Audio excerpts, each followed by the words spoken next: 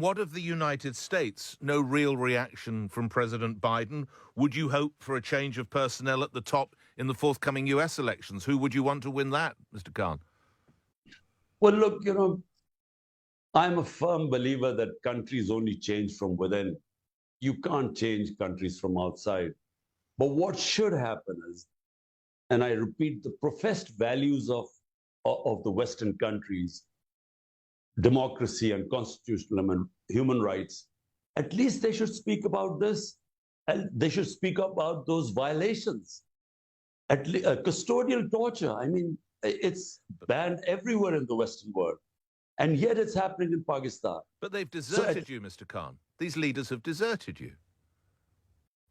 You're talking about my leaders or the Western leaders? No, other Western leaders. I'm sorry, Mr. Khan. These Western leaders, they're very happy to meet with you when you're in power. You're in need now. Your colleagues are being arrested. It does sound akin to Nazi Germany. And yet there seems total silence from the West, Mr. Khan. My experience of international politics, my 3.5 years in power, in government, I realized that, actually, all leaders are very pragmatic.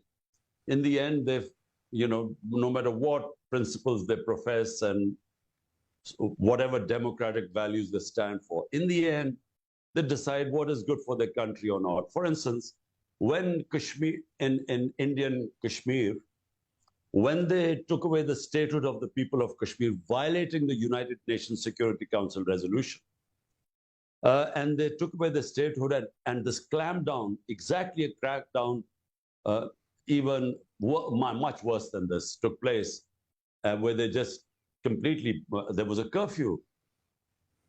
There was hardly, I called up the Western leaders, I was in power then, I called them up. I said, look, at least condemn what's going on.